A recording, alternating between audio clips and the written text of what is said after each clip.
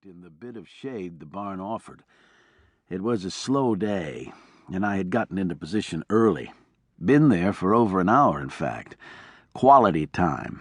It was 94 degrees, and the humidity was about 95%. I'd turned off the engine and air conditioner so I would make less noise, and sat there trying to use thread to rig a spar for a ship model I was building. I'd given up smoking and was wishing I hadn't. I had started sweating and was wishing I hadn't too. I'd opened one of 4 cans of soda pop I'd brought with me in a small ice-filled cooler. One for each of us when I picked them up, and a spare for now. I had the driver's door propped open, hoping for a little air. Not even a hint of a breeze. And they shouldn't be ready for pickup for a good half hour yet.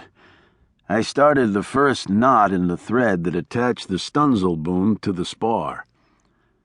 I heard a faint pop, then another, then a whole lot of popping noises, almost like an old lawnmower.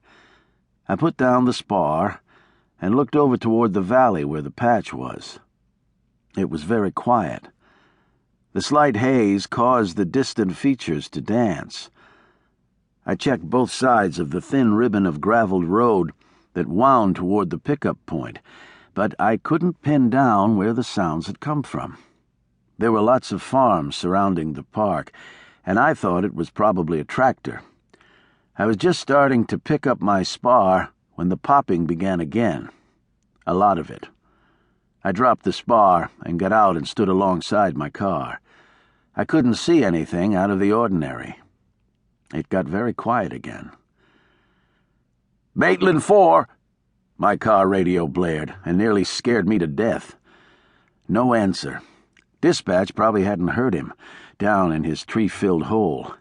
4 was the call sign of Johansson.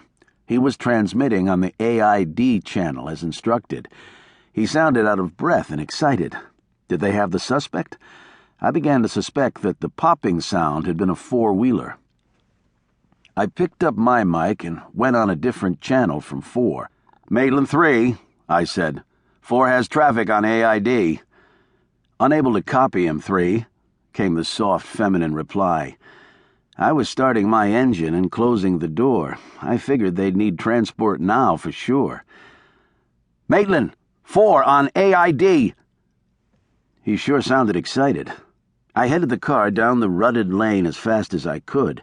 Maybe the suspect had fled and would be heading toward a vehicle parked somewhere on the gravel road that snaked through the base of the hills. "He's got traffic, Maitland," I said. He couldn't hear me on the info channel, which was fine, as I didn't want to interfere with his talking to the base station on the AID channel. She heard him on his 3rd attempt. "Go ahead, 4. "Maitland, this is 4. This is 1033. I repeat, 1033. We've been hit. Automatic weapons 688 is shot. I need assistance. Fast." A brief pause. "4, she said pretty calmly. "I copy 1033, 1032. 1 officer down. 10-4.